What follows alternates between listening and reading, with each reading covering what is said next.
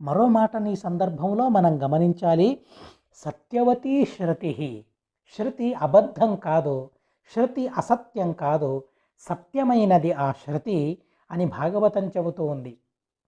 చూడండి, పుత్రేణ జయతే లోకాన్, సంతానంతో పుత్రులతో లోకాలను గెలవగలరు, ఉత్తమమైన లోకాలను సంపాదించుకోగలరు పితృవులు అని చెప్పే శృతి ఏదైతే ఉందో ఆ శృతి సత్యమైనదనే విషయాన్ని చెబుతోంది.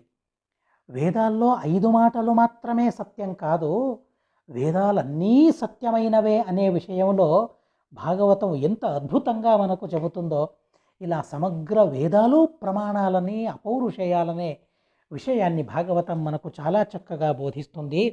కనుక బ్రహ్మదండహతో పాపో యద్వేనోత్యతరత్తమ, బ్రహ్మదండ హతుడైనా కూడా వేణుడు ఈ తమస్సును దాటి సద్గతిని పొందాడనే విషయాన్ని చెప్పినప్పుడు శ్రీమదాచార్యుల వారు దీనికి సంబంధించిన ఓ నిర్ణయాన్ని మనకు చెబుతూ ఉన్నారు. కూర్మ పురాణాన్ని ఆధారించిన నిర్ణయం అది.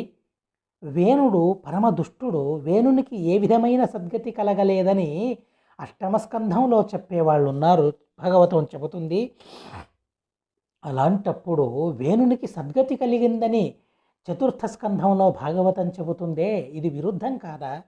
వేణునికి సద్గతి కలిగిందని భాగవతం చెబుతుంది, వేణుడు తమస్సులో పడ్డాడని ఇదే భాగవతం చెబుతుంది.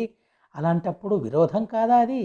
అలాంటి విరోధాన్ని శ్రీమదాచార్యుల వారు కూర్మ పురాణం యొక్క ఆధారంతో చాలా చక్కగా పరిహరిస్తారు. ఆ వేణునిలో 3 అంశాలు ఉన్నాయని చెబుతూ ఉన్నారు.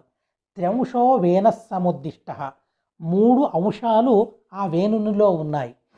అంటే మొత్తానికి 4 అక్కడ ఉన్నారు, 4 సమావేశం. ఒక్క దేహంలో 4 జీవరాశులు ఉండేది. అంటే మనం ఇంతవరకు 2 మాత్రమే ఉన్నారు, జయ విజయులు, హిరణ్యకశిపు హిరణ్యాక్షులనే రాక్షసుల్లో వాళ్ళు ఉన్నారు అనే విషయాన్ని మనం తెలుసుకున్నాం. కానీ ఇక్కడ ఒకే ఒక దేహంలో 4 ఉన్నారు. ఒకే ఒక్క దేహంలో, ద్రౌపదీ దేహంలో 5 ఉన్న కథను కూడా మనం వింటాం. అసలు ఒక్కరే ఉండాలని, ఇద్దరే ఉండాలనే నియమం లేదు. ఒక్క దేహంలో ఎన్ని జీవాలైనా ఉండొచ్చు. కానీ అలాంటప్పుడు ఏ జీవి తను ప్రాబల్యాన్ని సంపాదించుకుంటాడో అలా ఆ దేహం తనకు సహకరిస్తుందనే విషయాన్ని మనం ఈ సందర్భంలో గమనించాలి. వేణునిలో 3 అంశాలు ఉన్నాయి, అంశి మరొకడున్నాడు, ఇలా 4 ఉన్నారు అక్కడ. త్ర్యంశో వేన సముద్దిష్ట, సత్వాంశ, అందులోని సత్వాంశం ఏదైతే ఉందో అదే పృథువైనాడు. సత్వాంశంతో ఉన్నవాడు పృథువుగా జనించాడు. రాజసంశం ఒకటి ఉంది, ఆ రాజసంశమే స్వర్గానికి వెళ్ళింది. తరువాత తామసంశం ఒకటి ఉంది, తను నిషాదుడయ్యాడు.